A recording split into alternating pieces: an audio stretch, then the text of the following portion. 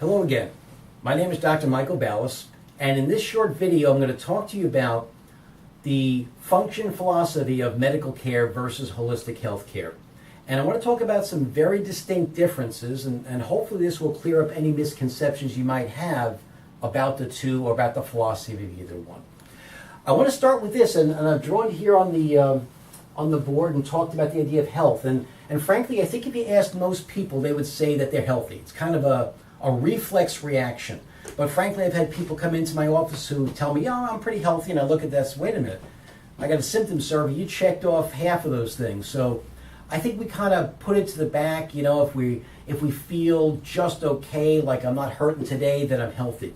But the truth is, I want to take you and maybe suggest a different definition. And to start this, I want you to think about the following.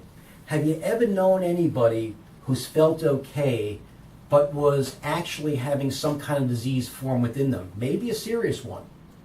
And I think if you stop and think about it, almost everyone's going to say, yeah, I have. It could be a friend, a family member, somebody close to you, and if that's happened, I certainly empathize.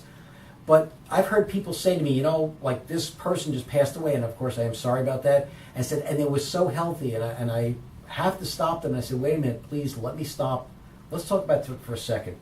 They didn't feel any symptoms. They didn't feel anything, but obviously they were not healthy. So I think we need to start with a different definition to look at it. So if healthy isn't just feeling good, what is it? I like to use the 100% phrase. To me, being healthy is your body is functioning at its optimum potential. Now, it may not be 100% your whole life, and guess what? Sometimes people have surgery and they're a little diminished in one area, but to me, being healthy means, hey, your body's functioning at its optimum capacity in all areas. And if that's the case, guess what? All the cells that are dying off every day are replaced by new ones. Your immune system's functioning at a high level. You feel well. Your moods are good. I tell people this. Think about it for a second. Healthy people, by the way, are not arthritic. Oh, come on, everybody I know who's over 60 is arthritic. Well, that may be true, but that just means that something is not lining up, something's not work right. Guess what? Healthy people don't have consistent pain. They don't have consistent headaches. They don't have consistent joint pain. They don't have fatigue. I could go on and on and on, but that's not being healthy. And guess what? Here's what we're taught to do. If we feel something, by the way, if we feel symptoms, like something happens to us that makes us pay attention, pain, numbness, weakness, fatigue, whatever it is, I want you to think about it a second. What are most of us taught to do about this? Well, some people might say, you know what? I'm going to go down and I'm going to go and lay down for a little while. Well, that's not a bad idea. Some people might say, I'm going to drink a bunch of water. But if we're honest about it, aren't what most of us taught to do is take something to make the symptoms go away?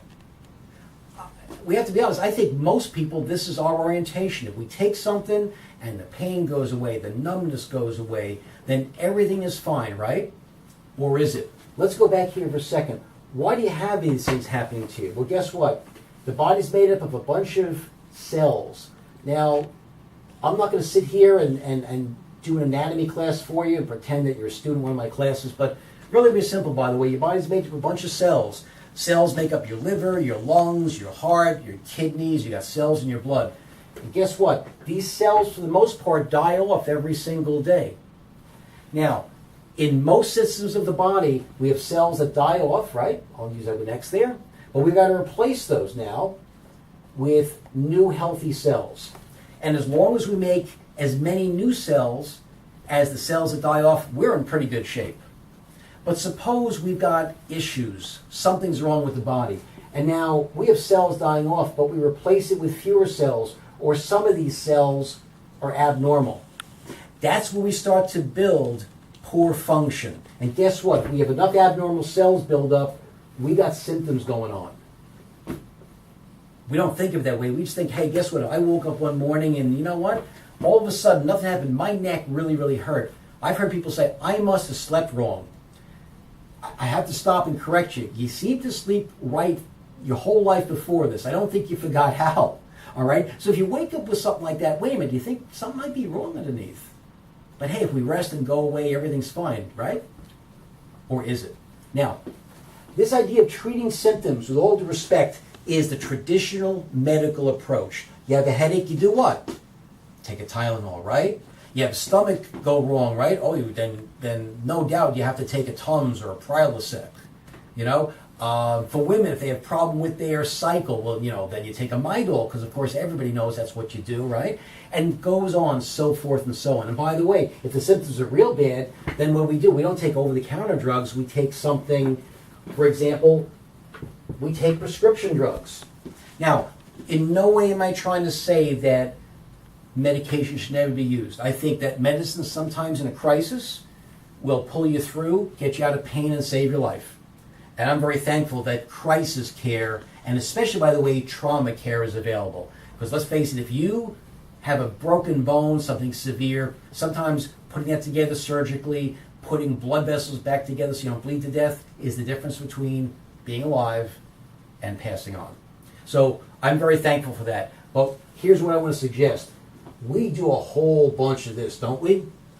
We treat symptoms in the body. We take this to make that different. Then when that drug causes something else to go wrong, we take another drug to mask it. And it goes on and on and on and on. If you look at the latest surveys, people over 60 years old are on 5, 6, 7 medications now. And by the way, if this approach works, we should be the healthiest people in the entire world. Guess what? The World Health Organization ranks the United States as somewhere between 35th and 40th in the world in health. There are third world nations that do far better than we do. And we spend thousands of dollars per person. And we could argue economic systems, that's not the purpose here. The numbers are somewhere around $8,000 or more per person per year. And we're getting lousy results. I wish it weren't so. So if that's the case, by the way, then how can we look at this differently? How can we maybe turn this around so that we make this situation a little bit different? Here's what I suggest.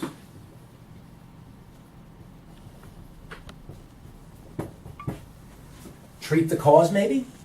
Now, it sounds simple, but in some ways it's not. Listen, let me be very frank with you. You weren't born and designed to have migraine headaches, hormonal imbalance, nerve pains, autoimmune disease.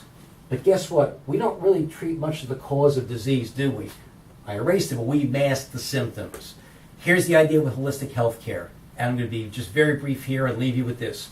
Holistic healthcare seeks to treat the cause of malfunction. In other words, if your body's not working right, we're going to look at several areas and say, guess what? What's going on? Why do you have this going on?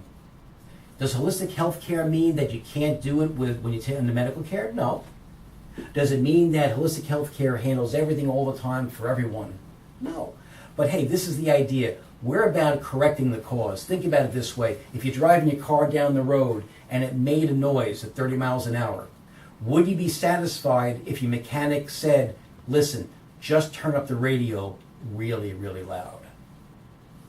Okay. Maybe it's not the greatest analogy, but think about it. You would say that's crazy. There's something wrong with the car.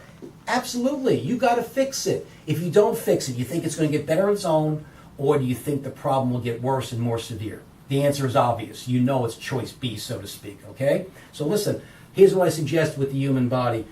Let's stop thinking about treating so many symptoms, covering up, masking them, or even worse, ignoring them. Let's try an approach that can actually correct the cause of illness. And guess what? I'll say it again. I do it in all my videos. Doctors don't cure, bodies heal. Guess what? If you correct the cause of things that are going wrong in the body and do it, odds are right now your body will have a better chance of starting to heal and function better. Does that mean that it works 100% in 100% of people? No. But guess what? Let's get this on board. If it makes sense, call someone who practices holistic health care. Find out what's wrong. Start doing things that help your body function normally. And all things being equal, your body will start to function better, replace those old damaged cells by new ones, and good things can happen in almost every case. Thanks so much for listening.